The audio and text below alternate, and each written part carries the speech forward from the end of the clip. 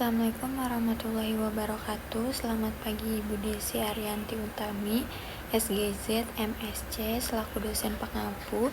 Pada kesempatan kali ini, saya Legistia Rahmawati dengan NIM 2023 akan mempresentasikan tugas ulangan akhir semester metabolisme zat gizi makro dengan tema jalur bersama zat gizi makro, karbohidrat, lemak, dan protein, dan respon tubuh saat fat state, fasted state, dan starvation.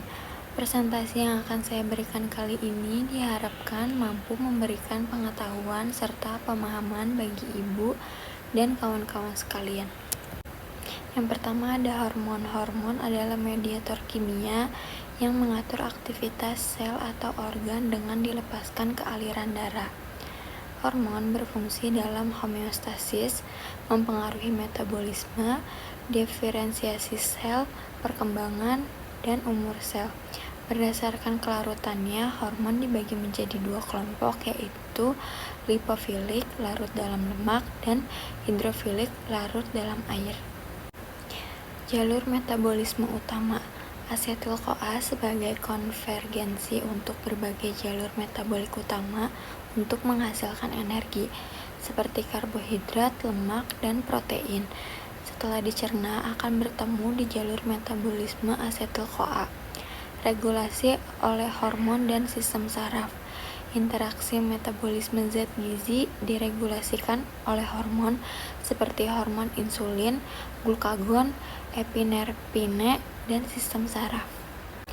Jalur dasar metabolisme zat gizi ada 3 makronutrien utama diolah oleh tubuh sehingga menjadi energi melalui jalur metabolisme yang mengarah ke siklus asam sitrat.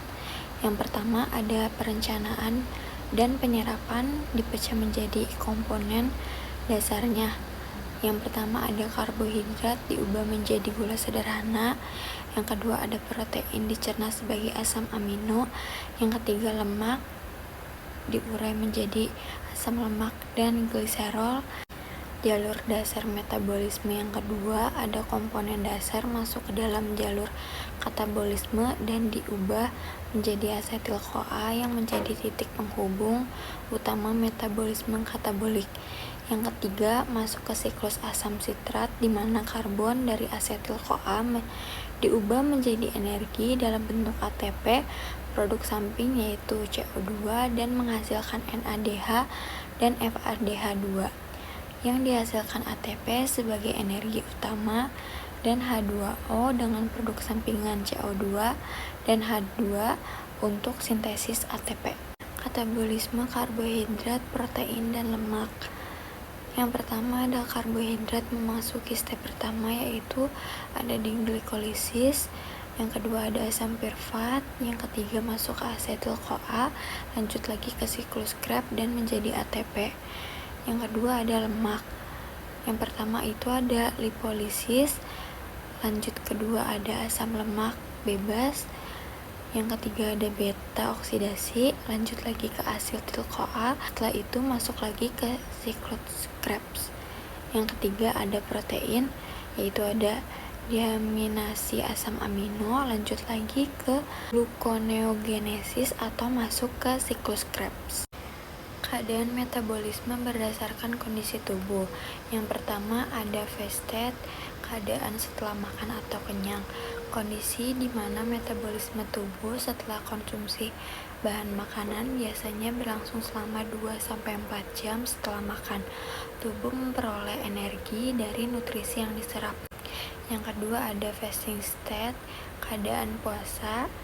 Ketika tubuh berada dalam kondisi tanpa asupan makanan selama beberapa jam, umumnya 8-12 jam setelah makan terakhir. Yang ketiga ada starvation state, yaitu kondisi kelaparan. Kondisi metabolisme yang terjadi setelah puasa berkepanjangan. Biasanya dimulai lebih dari 72 jam asupan makanan. Tubuh kehabisan cadangan glikogen dan metabolisme mulai bergeser untuk memaksimalkan konservasi energi dan meminimalkan pemecahan protein. Yang pertama ada fast state, yaitu kondisi setelah makan atau kenyang. Yang pertama ada karbohidrat. Karbohidrat yang dikonsumsi akan diubah menjadi glukosa. Glukosa ini akan disimpan dalam bentuk glikogen di hati dan otot. Jika terdapat kelebihan glukosa, maka akan disimpan sebagai lemak otot atau body fat storage. Yang kedua ada lemak. Lemak akan dipecah menjadi asam lemak yang kemudian disimpan sebagai lemak tubuh di jaringan adiposa. Yang ketiga ada protein. Protein dipecah sebagai asam amino yang digunakan untuk menggantikan sel-sel tubuh yang rusak atau habis. Sisa nitrogen dari asam amino yang tidak digunakan akan dikeluarkan melalui urin. Yang kedua ada fasting state, yaitu kondisi puasa di mana liver and muscle glycogen storage, cadangan glukagon di hati dan otot dipecah menjadi glukosa. Kemudian glukosa digunakan oleh tubuh untuk menghasilkan energi.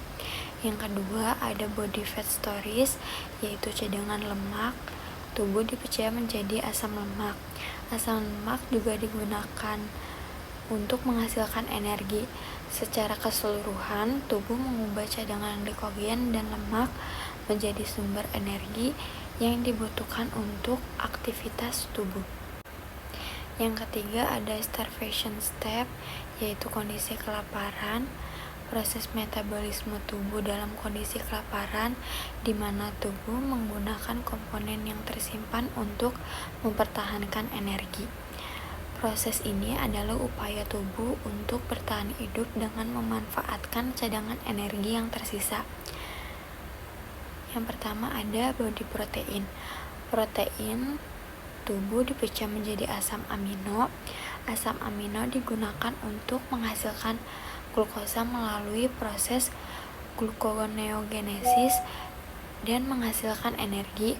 Sebagai nitrogen dari asam amino dikeluarkan melalui urin sebagai produk sisa metabolisme. Yang kedua ada body fat. Lemak tubuh dipecah menjadi asam lemak.